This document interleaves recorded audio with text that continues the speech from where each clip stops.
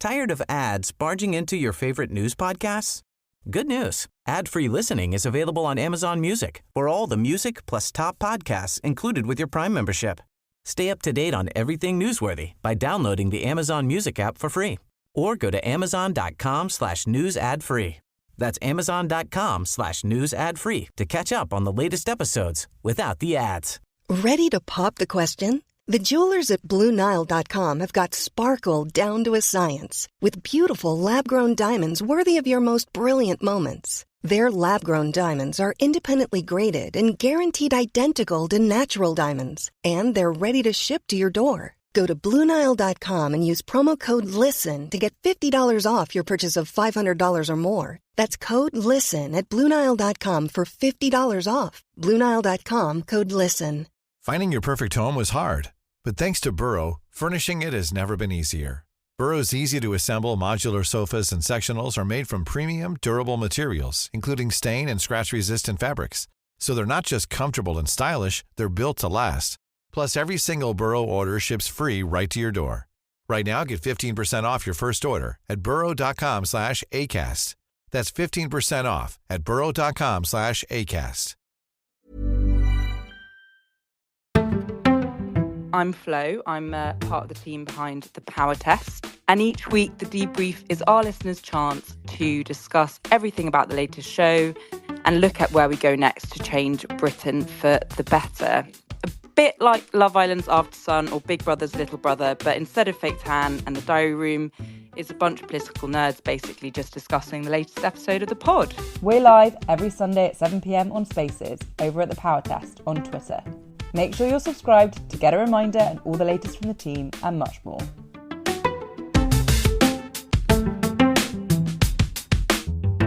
Welcome to the Power Test. I'm Ayesha Hazarika. And I'm Sam Freedman.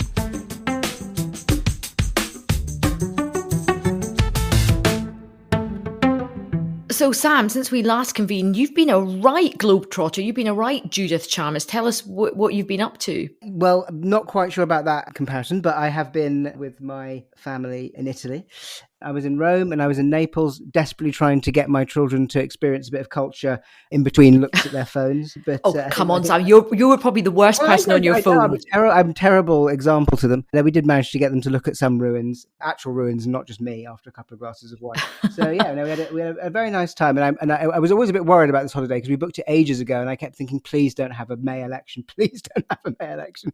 But luckily, we avoided that, so I got my holiday. Now, listen, I've been very worried about the food situation because you just eat McDonald's and terrible food. How did you cope in Italy? Did your taste buds have a sort of like revolution with all this beautiful Italian food? Have you renounced your McDonald's now? I wasn't allowed to go to McDonald's because my wife won't let me go on holiday to McDonald's, which is very disappointing.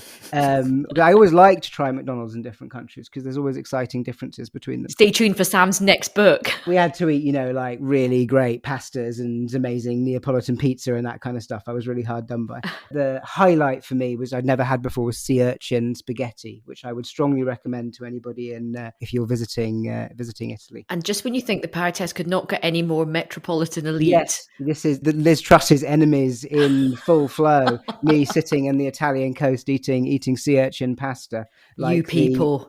Vile elites I am, yes. You people bringing down the will of the people with your sea urchins. Now, look, obviously on this podcast, we muse a lot about the Labour Party. And of course, we spend a lot of time talking about the big figures in the Labour Party, Keir Starmer, Rachel Reeves, Wes Streeting, the kind of big guns in the shadow cabinet. But of course, anybody who knows politics knows that the power behind the throne is really, really important in politics. And there's a lot of work going on behind the scenes in the Labour Party and across the Labour movement. And there's a very interesting new outfit which has gathered a lot of interest. They're called Labour Together. And they are an increasingly influential think tank. And we want to sort of shine a bit of a light on them today, because I know you all are interested in knowing who's kind of shaping the Labour Party policy, culture, style, and Labour Together is really important. Tell us a bit about them, Sam. Yeah, so this was initially set up really as a campaign organisation to get someone to replace Jeremy Corbyn, who was going to plausibly win an election. And it was, run by Morgan McSweeney, who was now running Labour's election campaign and is one of Starmer's closest advisors. So it's very very close to Keir Starmer and always has been. It's very different from a normal think tank. It doesn't pretend to be non-partisan. It's not a charity. It's very clearly affiliated with the Labour Party.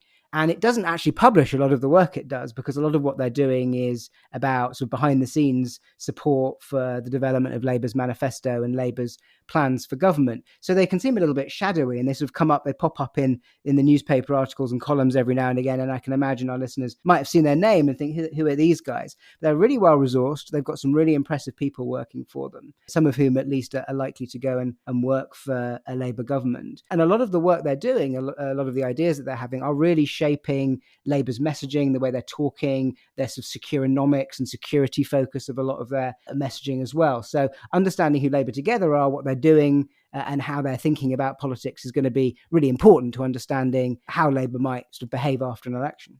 So let's have a listen to our conversation with Josh Simons, who is the director of Labour Together. Welcome to our guest for this episode, Josh Simons. Tell us a bit about your think tank, Labour Together, where it came from and what your sort of focus is at the moment. I think it has a bit of a reputation for being a bit of a power behind the scenes for Keir Starmer. So give us the true story. Well, Labour Together is an unusual kind of thing because we're not a charitable think tank. We don't profess to be cross-party. We don't profess to be politically neutral. We're very clear about who we want in power and who we want to be governing well, and that's the Labour Party. And that is partly a function of our history. We've had a consistent and quite simple mission all through our history, which is that we want to help Labour win and govern well. And how are you funded? One of the consequences of us being a political organisation is that we are registered with the Electoral Commission, we're regulated by the Electoral Commission, and all of our political donations are declared to the Electoral Commission. The great strength of that is that because we're funded by political donors, we can do political work without having to be subject to the constraints of being a charity or being a for-profit company. And I think, if you sort of take a step back for a moment, my view is that we live in a very political age, and it's therefore very hard for organisations who are working with political parties to be useful if they are subject to constraints that make them have to sort of bury and obfuscate and hide politics that are really there. Mm. And you've had a few issues about declaring donations. What's happened there, just so we're fully transparent?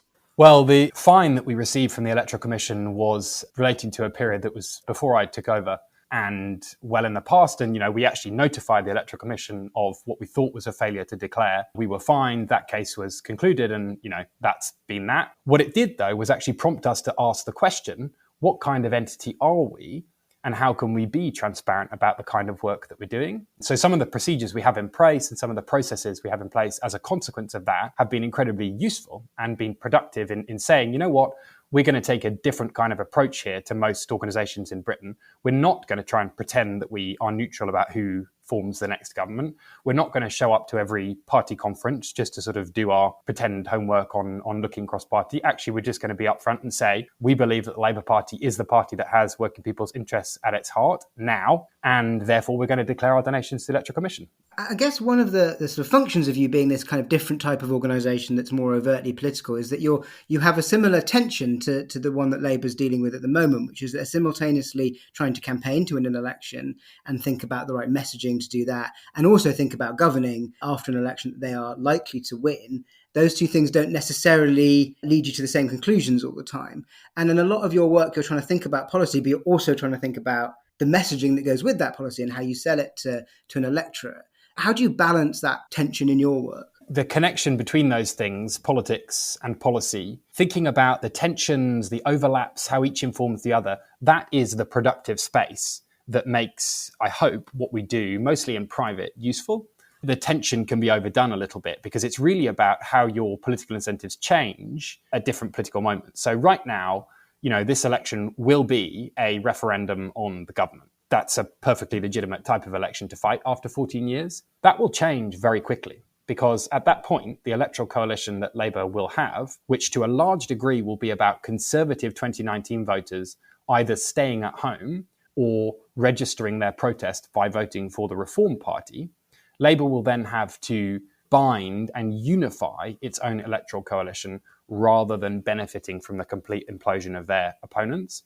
All over the world, Biden, Albanese, Schultz, these leaders tended to win elections after the basically populist right, who were their opponents, had imploded in government. So the centre-left won, not really because it had a sort of neatly worked out political project, but because their opponents completely imploded. And that poses the political question, what does it mean to govern from the centre-left in a way that is focused on winning an election after one way you've benefited from the implosion of your opponents? And that, I think, is the central political question if Labour are lucky enough to win the next election. And what's the answer to that question? Because that is the question that we're all mulling over. And you make a really, really good point that we have seen centre-left governments come in. They're often one-term centre-left government. And as you say, Biden's done a really good job, but it's somehow not cutting through. Let's see how he does at the election. But that is the big question. That's the question that we ponder heavily on this podcast. How does Labour not just win, but change Britain for the better in a very harsh fiscal climate? I think the bottom line is that you have to be political about how you govern. Delivering on policy in and of itself is not enough. We think that if we identify, 10 big policies and then we do them, job done. Voters will somehow feel it and will notice those 10 big policies. And then, we can all go home and voters will reward us and that's how you win the next election. It really overestimates how much working people in Western democracies who have voted for the populist right but can be won back, how disconnected they are from the sorts of levers that you can pull in Parliament or in Whitehall. The central thing that you need to do is put the experience of working people who are economically insecure, people who are politically disengaged, at the heart of everything you do in government. That, I think, means looking at metrics and thinking about what data you care about differently. I think it means thinking about the design of policy in terms of storytelling, and not just sort of technocratic things like, aggregate GDP. And I think it means thinking really carefully, more carefully than people who were around pre-97 tell me they were thinking, about sequencing. What you do in what order. Give us a bit of an example of what you're talking about. Labour Together recently did a report on immigration, which is sort of a really good example, I guess, of an area where they have struggled to tell the kind of story that you're telling to the kind of voter that you're talking about. And there is a real tension within the voter coalition that you talk about between being able to tell that story to voters who might be attracted by reform or the populist right, and perhaps sort of younger progressive activists, Labour supporters who are very pro-immigration and see current government policy as being an outrage, and Rwanda as being an outrage.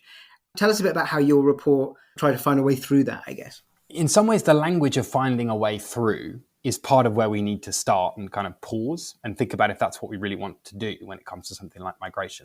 The first fundamental starting point has to be that democracies since the ancient Athenians have essentially depended on the citizens of a country being able to say who else becomes a citizen of the country, who else is going to be part of the demos, who else is going to join this self-governing group of people. And rather than engaging with that point and saying, well, that's true, but in the modern world, we have to give up some of that basic old democratic right in order to grow our economies faster, trade effectively, whatever it might be. That premise was never really accepted. And I think that's a real mistake, because the basic intuition is our government needs to have control over our borders, and the people that we vote for need to have the power to decide who else becomes a member of our democracy. That is not a policy design, it's a principle. But it's a principle that I think the centre-left have not done a good enough job communicating, that they understand is a moral principle that working people in this country feel has not been understood by political elites. And unless you start there, you're not going to get anywhere. And I think you make a powerful point, because there's always been the accusation amongst some in the Labour Party that you're just all for open borders and, anybody who even talks about immigration is racist. But then the policy details are important. I mean, you got into a tiny bit of hot water by suggesting that the government should put people smugglers on a barge and ship them to the north of Scotland. Is that a kind of thing of showing that you're being tough on immigration, but then maybe the policy thing went a bit far? Well, the point I was driving at there is that we are punishing the wrong people. You're punishing innocent people who are, fleeing war and persecution. The Conservative government are trying to demonstrate that they're tough on controlling borders by putting those people on barges. So they're punishing the wrong people. The people they should be punishing are those exploiting people who are fleeing war and persecution, which is the gangs. Why Scotland? Scotland's, as a Scot, Scotland is beautiful. Come to Scotland, but maybe don't send the people smugglers to Scotland. Scotland was there's no way of putting it other than a total mistake. I was panicking in the middle of an interview and thinking, I need somewhere that has lots of coastline and is far from where the barge currently is, which is in the south of England. So that's how you get to Scotland. Scotland was clearly not thoughtful policy, and I hugely regret saying that. Well, good for admitting it. But look, I think the really important thing is, and I do support a lot of what you say. I mean, I remember being in Labour Party meetings in the run-up to between 2010 and 2015, and people just saying, let's not talk about immigration. Like, we don't want to talk about it because it's too controversial, and nature abhors a vacuum, and we know the end of that sort of story. But Josh, I suppose the thing is knowing that immigration is an important issue. And I'm not one of these progressive people that say, oh, no, don't talk about it. You can hold two things in your mind at the same time as a normal working person. You can hold the state of the economy and the NHS, and you can also worry about immigration. That doesn't make you like a bad person. But I think one of the challenges that I think Labour spokespeople will have, particularly in the run up to the general election, is people are worried about this. They see the boat crossings going up. They've heard all the snake oil stuff from the Conservatives. They're completely losing trust and faith in politics because of immigration with the Conservatives. They are looking to something from the Labour Party. And I completely get your point about messaging, but the public are also quite canny. They're also like, the messaging is important, the body language is important, not calling us all racist is important, but we also want to hear something of a plan. Yeah, the first thing is not to underestimate how far Labour have come already on this. Labour are more trusted on migration now. They're more trusted to control our borders than the Conservative Party. And that has not been true. I can't remember the exact... It's never been true, not for a sustained amount of time. There was one or two polls about 20 odd years ago when Blair was at his absolute peak, but it's never been sustained until now. Exactly. So that is a big, big deal. Because that is the public saying. Very few people are across the sort of really wonky details, but they are listening to what Labour are saying about controlling our borders, and they're saying, okay, we trust you. That's not the same as saying we don't trust them. They're saying we trust you more than them.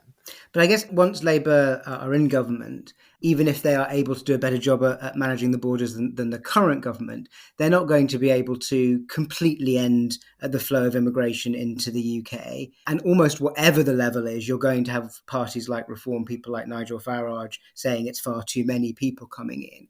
So it's sort of one thing to sort of win that initial trust. I guess it's another to be able to hold it through the actual challenges of being in charge of a system in which there is inevitably going to be a certain level of immigration, and probably a higher level than there was 10 or 20 years ago, simply because of the nature of the modern world. So how do you, I guess, sustain that position and argument so that it doesn't just come back as a big populist winning argument in 5 years' time? Yeah, if I could fully answer that question, I would have solved one of the great questions for any centre-left government all over the world. You know, when we did this review of these centre-left governments who benefited from the implosion of their opponents and then struggled in government, migration and borders is the thing that centre-left governments confront because it is a permanent feature of our world and then struggle with politically.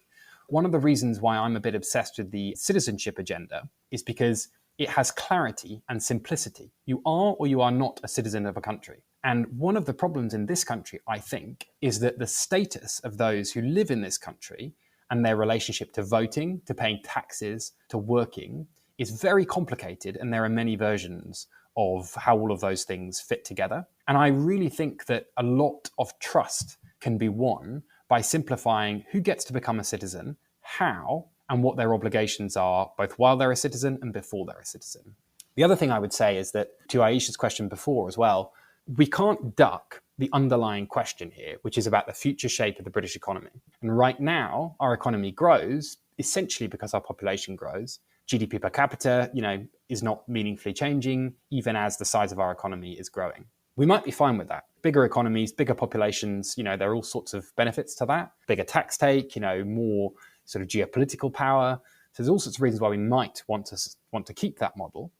But if we don't, what we need to do is move to a higher productivity, higher wage economic model. That has implications for the need of our economy for low wage inward migration. And I think that in government, it is much easier is almost certainly not the right word, but you can take on that really big fundamental question. And I think we have to.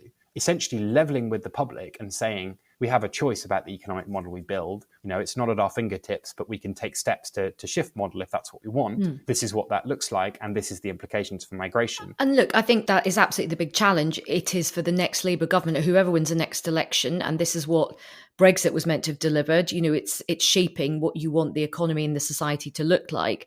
I suppose the question is, if Labour comes in and as Keir Starmer has indicated that he does want the country to wean itself off, cheap imported labour, that does come at a cost, and there will be trade-offs to that. There will be long-term advantages to that if it can be married with a very fulsome regional skills strategy. We spoke with Nick McPherson, and he said that was very, very important. That all costs a lot of money. You can't just put a skills strategy in place for beans.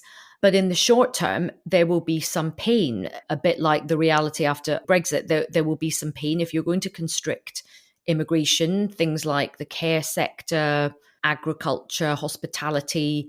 How do you compel British people to take those jobs that historically people don't want to do? Will Labour be prepared to take some really tough and quite unpopular decisions, like, for example, saying we're going to be really tough on benefits unless you fill these jobs that migrant labour would have done? Because that's quite a big challenge for Labour to do. There will be a lot of opposition to that from the public, in some quarters, from within the movement. Are those the tough decisions that you think Labour needs to be prepared to address? In short, yes.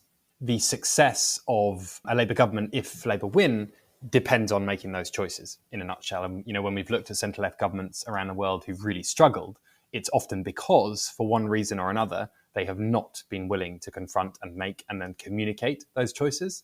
One really good example of this is there's often chatter now about all the first 100 days and what's Labour's plan to hit the ground running and how's Labour going to make sure that everyone's excited by a new Labour government and so on.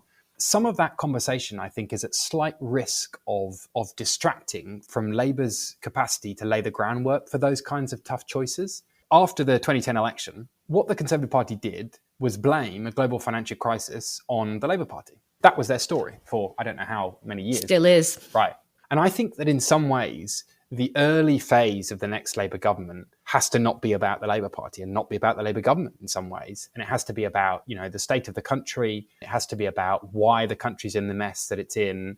It has to still be about the Conservative Party. And I think the interesting thing is that because the impatience to change the country is so strong from within the Labour Party, that's why it's a great thing, there will be so many voices saying, okay, what are you going to do? What's your plan for this? How are you going to deal with that? What's your big piece of legislation on, day 4 and so on?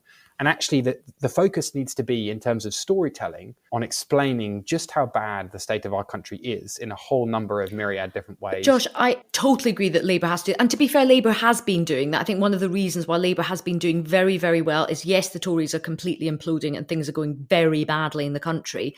But Labour has converted that into a very effective attack line in terms of 14 years of failure. But I think the public will also expect, if one of the big messages from Labour is, look, this is the change election, this is a chance to change Britain for the better. People also do have an expectation and a bit of a right to know, okay, well, what is the change?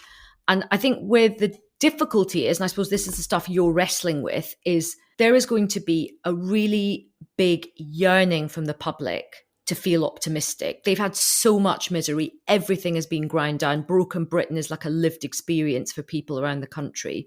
They know it's not 1997. They know there isn't a lot of money, but they want a bit of optimism. They want a little bit of hope.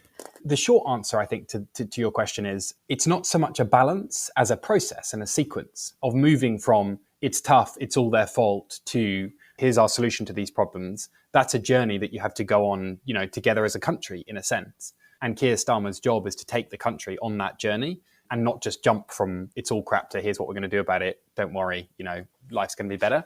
When we've looked at this in quite a lot of detail, people are very, very, very skeptical that anything that politicians say and do makes any difference to their lives. And that trust is so, it's one of the big differences between 1997 and now. Trust in politics, trust in politicians, a sense that politics matters to my life, is so much lower and so much more broken than it was before 1997. And rebuilding that trust is a process, and it's slow and it's delicate and it's so important. But does Labour have time, Josh? Because 4 or 5 years whisks by. You have to start pitch rolling for the next election 2 years out of the next general election.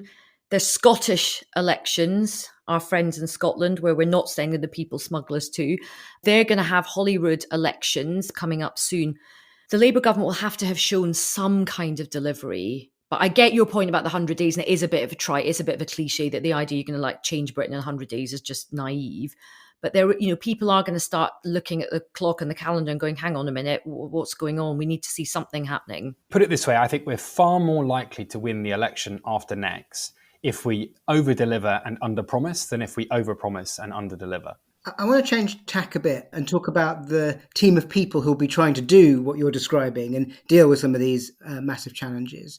And some of the people around Starmer who perhaps don't get much attention because they shouldn't be getting attention because they're advisors, they're not sort of elected politicians. But we know from previous governments that those people in senior positions and what they think can be incredibly important to how a government plays out. Now, Labour Together was set up by Morgan McSweeney, who's currently running the Labour campaign. Tell us a bit about how he thinks and works and his politics and how he is approaching some of these questions and how he's working with Starmer and the wider team around him.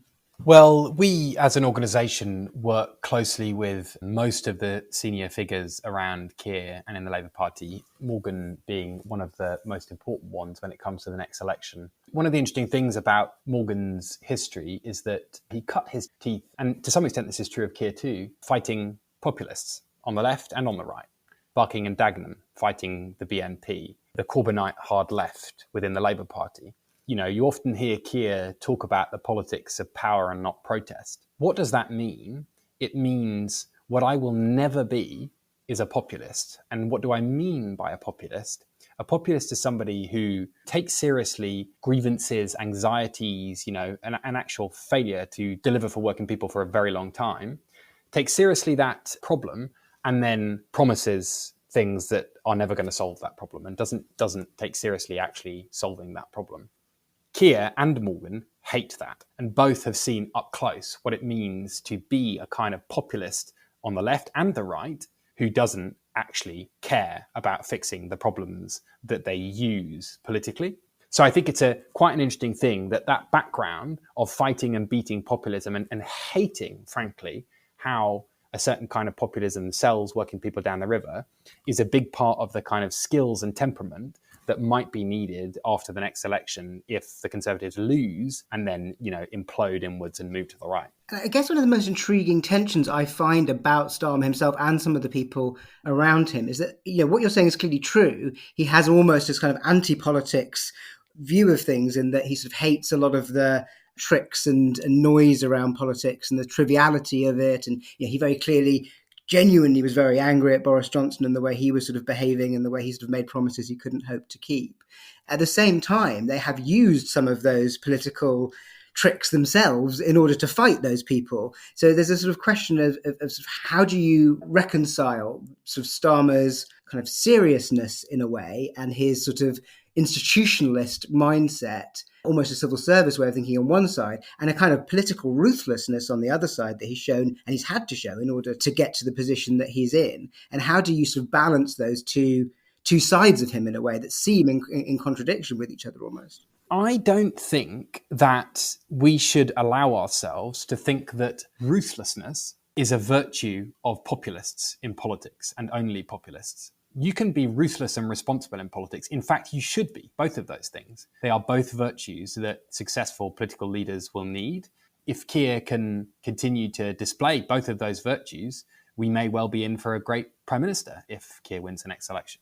But he's also been willing to switch positions. It's not just about being tough. It's also, he told a story to Labour members who had previously been in favour of Corbyn. That was way to the left of where he is now and where the party is now. But that's just winning. That's not populism. That's just winning. It's not populism, but it isn't being completely honest with the people who were voting for him. Or at very least, if he was being honest, then he changed his mind when he needed to change his mind. So there's an element where he's not just ruthless in the sense of firing people when he needs to fire them, but is ruthless in the sense of changing position when he needs to change position, which is a very political skill. And whilst at the same time, he also seems to be quite sort of disdainful of politics and dislike that kind of aspect of politics. Yeah, and I do think it's important to separate this question of populism and what it means to beat populists from the question of, are you sort of anti-politics or, I hate this narrative about somehow Keir doesn't like politics and he's not good at politics. I mean, for goodness sake, how successful does Keir Starmer have to be as a politician until people drop the idea that he's not very good at politics? Winning means building electoral coalitions, whatever your electorate is, building coalitions within that electorate that are bigger than your opponent. That's what winning is. And if you can't do that in politics, then you're in the wrong business. I am not going to shed any tears over the fact that Keir Starmer won the last Labour leadership election and then transformed the Labour Party into a professional, outward-looking machine. So, Josh, let's talk about the manifesto. Is Labour Together producing a lot of ideas for the manifesto? How is the manifesto process going to work in terms of Labour Together? Obviously, there's lots of good people at Labour Together. Is the expectation that you're going to see this big kind of migration of Labour Together staffers who become special advisors in big government departments and in number 10 if there's a Labour victory? Well, the manifesto process happens completely within the Labour Party. So I don't know which of the submissions that we've sent in have made it into the manifesto. I hope that lots of them have, because I think they're good, but I don't know. So when it actually comes to the manifesto process, we are very similar to other think tanks in, generating ideas about policy and then submitting them into the process, and then Labour internally decide what goes into the National Policy Forum process and then what goes into the manifesto. People often ask me, is half of Labour Together going to go into government? And obviously I have no idea about the answer to that question, but I think it slightly weirdly underestimates, I'm really excited for the future of Labour Together. I think this question of how centre-left governments win after they've, assumed the reins of government, I think it is such an important political question that no centre-left party really around the world has actually quite, gotten their heads around yet. How do you govern from the centre-left in an electorally successful way in this uncertain, kind of insecure age? I hope we will keep doing that long beyond the next election. That's a really important point, actually, because I could understand there would be a desire for lots of people to immediately go and get a nice job in government. But you do make an important point. If there is a Labour government, it's going to face a lot of challenges, as you've set out. And actually, what was probably really important for a Labour government is to have a good think tank on the outside supporting the work and coming up with ideas, because it does feel that the right in politics has done better in terms of having those right-wing think tanks. I mean, you can agree and disagree with what you think they've come up with, but they have provided quite interesting architecture to support politicians in government, and the left just hasn't really done that. I'm thinking back to 2009, 2010. I was in Policy Exchange, and it got completely sort of denuded of people. We all went into government, and it sort of fell apart a bit, and I don't think Policy Exchange ever actually recovered from that moment. And certainly for that first 5-year period during the first government, there wasn't actually much on the outside providing support. And I think it was a loss if you can keep thinking going on outside government, because thinking in government is very difficult to do because you're just being bombarded by day-to-day crap all the time. So having some people actually able with a bit of space outside is pretty important. You've both seen this up close. Personally, I haven't, but I've talked to the people who have, and they all say, what's really hard to make time for in government is politics. Sort of ironically, given that you're in government, there's just such a, volume of decisions and information and, crises and so on, that actually the sort of big picture, the politics, the strategy, the storytelling, the relationship that you have with voters, that can kind of strangely sometimes fall under the rug a little bit. And I think if Labour Together can continue to be a home, a driving force, provide the information, the research, the data for that thinking and those conversations to be had, that is a really important contribution to the future of the centre-left in this country. And every stakeholder that I talk to understands the need for that and is excited for that to happen. Okay, we're going to move on to our 3 quick-fire questions that we're asking everybody. So the first one is, we want your contribution to our fantasy cabinet that we're building up by talking to everybody. So who's the one person, they can be dead, alive, real or fictional, who you're adding to Keir Starmer's first cabinet, and what role are you giving them? Yeah, well, I hate to pull back the curtains, but I don't know if your listeners know that we get these questions in advance. I always think it's funny in podcasts that you sometimes get these questions in advance, and everyone sort of knows that, but you don't know. You don't necessarily. Thanks for that, Josh. But sorry, I couldn't help it. But I mean, I was brainstorming with the team what I should say, and focus grouped your answer. So Labour Together, I love it, isn't it? We got Thomas the Tank Engine for transport, Doc from Back to the Future for DSIT, Sappho for women. Possibly my favourite was Boudica for defence. So, and then I thought, actually, seriously, what do I actually think? this will probably sound a bit pretentious, but I am a bit of a classics-obsessed person, and I immediately thought it's got to be Cicero. And why? Two simple reasons. One is that he did lots of things. He was a lawyer, he was a historian, but his big thing was always the most important thing I did was politics, was to be a statesman. And I think there's something quite interesting about the extent to which he thought that politics was about being virtuous, being a character of integrity, and explaining that to the people that you were supposed to represent and work with. But you haven't told us what role Cicero's going to be doing. Oh, that's true. Is it going to be like local government? And what's he going to be doing? He'll be speechwriter, surely. I think he would probably have to be foreign, not defence, foreign. The really interesting thing about Cicero also is that he existed at an age that was transitioning from an age of empire. And I think, one of the really important things that I think are undervalued by think tanks around Labour is that geopolitics matters for everything you do in government these days. Everything. The kind of tectonic plates of geopolitics are completely shifting right now. And that to deliver for the working people of this country means being serious about understanding. I'm just imagining sending Cicero to the G20. It would just be fantastic. Anyway. Wouldn't that be good? Josh, what is the one policy that you don't think Labour's talking enough about? I think that the story of how we have come to export submarines around the world, this is not a sort of an election decisive question, this. But I do think that, following on from the last question, we live in a world where defence is very, very important for all sorts of other things, not just the literal question of defending our island. For example, defence is really important for our relationship with Europe. For example, Europe cannot build enough munitions to help Ukraine defend itself without the United States. That is a problem because the United States cannot be relied upon forever to supply the munitions that, a European country needs to defend itself.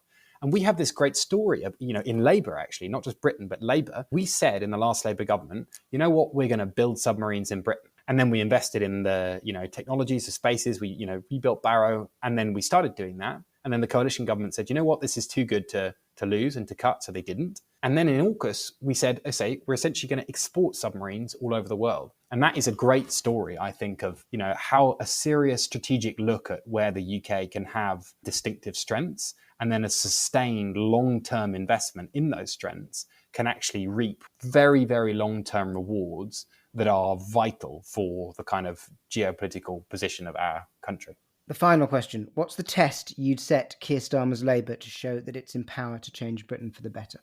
The politics that we say we try to build and we try to think of across everything we do in Labour Together is about putting working people first, about delivering for working people. One of the things that I think Labour should really think hard about is what are its metrics for evaluating whether or not it's doing that? Pick, say, 4 of those metrics and then see over the course of each year in a parliament, are they changing? And if they are, then you're delivering for working people. And I think that will be the political test of Keir Starmer's Labour Party. Well, I hope you enjoyed that. And if you are not a member of the Power Test crew, you can head to the powertest.co.uk or the powertest.substack.com. You'll get episodes ad-free and early before anyone else. And there's also an exclusive chance to be part of the podcast and lots more. Also, do get involved with us if you've got any questions or comments or ideas you'd like us to explore. We'd love to hear from you. You can email us on pod@thepowertest.co.uk. You can also get involved on social media as well. And we've also got our brand new YouTube channel, which is Power Test Pod, and you can find clips on there. The Power Test only exists because of the amazing support from you, our members, and our supporters. And we're also delighted to have the backing of some brilliant organisations like the Future Governance Forum, which is providing intellectual and practical infrastructure vital to the revival of progressive government in the UK, and the Centre for Progressive Policy, a think tank championing inclusive economic growth. We're also really glad to have support from the Institute for Global Change, who provide us with exceptional research and briefings, and also partner with the fantastic Labour List, bringing to life many of the issues, themes and discussions we're covering on the pod.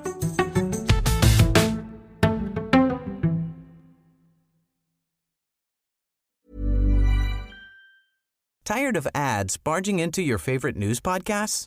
Good news. Ad-free listening is available on Amazon Music for all the music plus top podcasts included with your Prime membership.